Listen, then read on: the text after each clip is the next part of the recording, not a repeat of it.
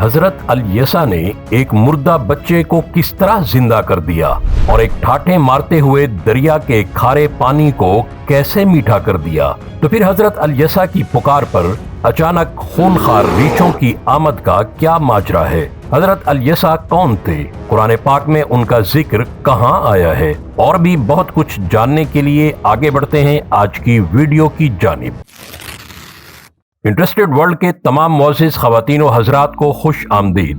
اللہ رب العزت نے اپنے پیارے حبیب آقائے دو جہاں حضرت محمد مصطفیٰ احمد مجتبیٰ صلی اللہ علیہ وآلہ وسلم پر نازل کردہ نورانی الہامی کتاب قرآن مجید فرقان حمید کی تمام تر سچائیوں اور حقیقتوں کو ازلی اور ابدی قرار دیا ہے، جس میں کائنات ارضی پر مبعوث کردہ برگزیدہ پیغمبروں کے بے شمار واقعات کا ذکر بھی کیا گیا ہے۔ ان پیغمبروں میں حضرت الیسع علیہ السلام کا ذکر سورہ انعام اور سورہ صاد میں موجود ہے۔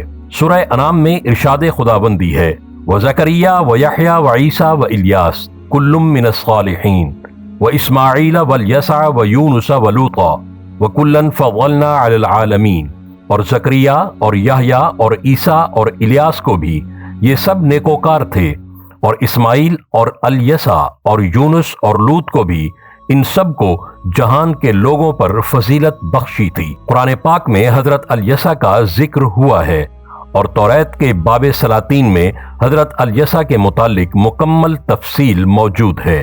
دراصل حضرت ابراہیم علیہ السلام کی اولاد سے تعلق رکھنے والے حضرت الیسع علیہ السلام حضرت یوسف علیہ السلام کے بیٹے افرائیم کی اولاد میں سے تھے۔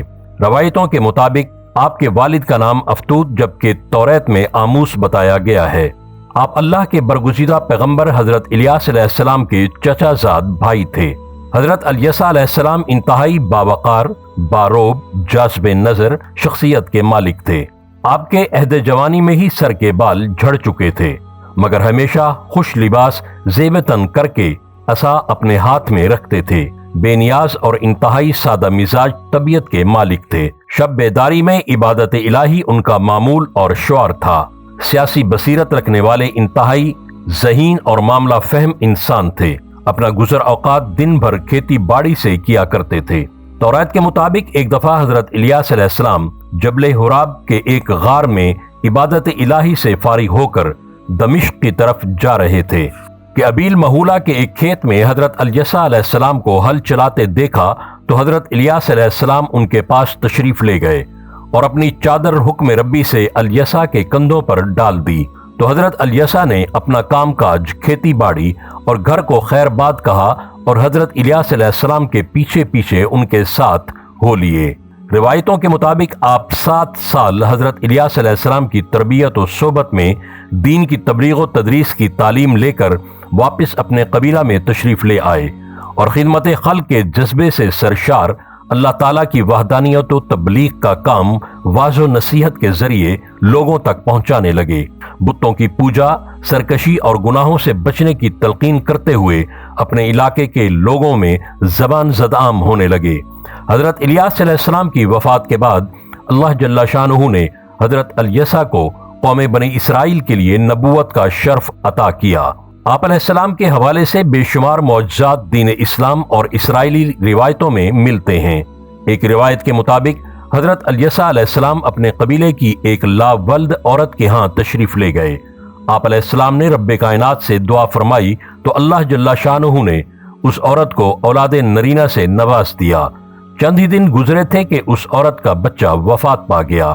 حضرت الیسع علیہ السلام تک جب یہ خبر پہنچی تو آپ علیہ السلام ایک بار پھر اس عورت کے ہاں تشریف لے گئے اور اس مردہ بچے کے لیے دعا فرمائی تو وہ زندہ ہو گیا۔ اسی طرح اہل اریحا آپ علیہ السلام کے پاس آئے اور عرض کی کہ ہمارے علاقے سے گزرنے والے دریا کا پانی بہت کھارا ہے، پینے کے لائق نہیں ہے، دعا فرمائیں کہ پانی میٹھا ہو جائے۔ آپ علیہ السلام نے تھوڑا سا نمک لے کر دریا میں ڈالا تو دریا کا پانی میٹھا ہو گیا۔ ایک دفعہ دمشق کا بادشاہ برص کی بیماری میں مبتلا ہو گیا تو حضرت الیسع علیہ السلام نے ایک برتن میں پانی ڈال کر صرف اس پانی کو ہاتھ لگایا تو بادشاہ کو اس پانی سے نہانے کا حکم دیا۔ بادشاہ نہانے کے بعد مکمل صحت یاب ہو گیا۔ اس کے علاوہ بھی بے شمار معجزات آپ سے متعلق روایات میں ملتے ہیں، لیکن ایک ناقابل فراموش معجزہ آپ سے متعلق بہت سی روایات کے علاوہ کتاب سلاطین کا حصہ ہے۔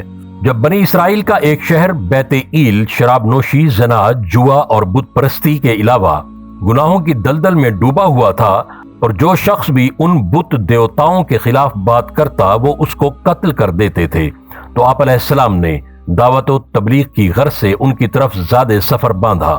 حضرت عیسیٰ علیہ السلام کے آنے کی خبر جب اہل بیت ایل تک پہنچی کہ وہ تو ایک اللہ اور وحدانیت کی بات کر کے بت پرستی سے منع کرتے ہیں اور اب ہماری طرف ہی آ رہے ہیں، تو انہوں نے تقریباً 40 جنگجو نوجوانوں کی جماعت کو شہر بیت ایل کی سرحد پر مامور کر دیا۔ آپ علیہ السلام جب وہاں پہنچے تو انہوں نے راستہ روک کر آپ کے سر کے بال نہ ہونے کی بنا پر آپ کا تمسخر اڑانا شروع کر دیا، کیونکہ بنی اسرائیل میں اس کیفیت کے لوگوں کو معیوب سمجھا جاتا تھا، اور ساتھ ہی للکارنے لگے کہ آپ واپس چلے جائیں۔ لہٰذا آپ علیہ السلام نے اسی وقت بارگاہ الہی میں غائبانہ مدد کی دعا فرمائی تو رب کائنات نے دعا قبول فرمائی۔ اسی لمحے اس جنگل بیابان کی ایک سمت سے ہیبتناک خونخوار 2 ریچھ نمودار ہوئے اور دھاڑتے ہوئے ان بنی اسرائیل کے جوانوں پر حملہ کر دیا اور ان کو اس قدر زخمی کیا کہ وہ خون میں لت پت ہو کر زمین پر ڈھیر ہو گئے۔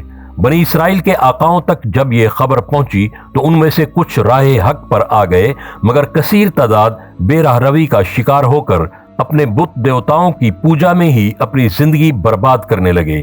قوم بنی اسرائیل کے منافقین کی وجہ سے حضرت عیسیٰ علیہ السلام اکثر مغموم اور پریشان رہتے تھے، کیونکہ یہ منافق خدا کی وحدانیت کو ماننے کے باوجود بت پرستی میں بھی مشغول رہتے تھے۔ دوستو، یقیناً آپ کو ہماری یہ ویڈیو پسند آئی ہوگی۔ جو دوست چینل پر نئے ہیں چینل کو سبسکرائب کر کے بیل آئیکن پریس کریں، ویڈیو لائک کر کے دوستوں میں شیئر ضرور کریں۔ ہم اپنی اگلی نئی ویڈیو کے ساتھ ایک مرتبہ پھر انٹرسٹڈ ورلڈ میں حاضر ہوں گے۔ تب تک کے لیے اپنا اور اپنے پیاروں کا بہت خیال رکھیے گا۔ اللہ حافظ۔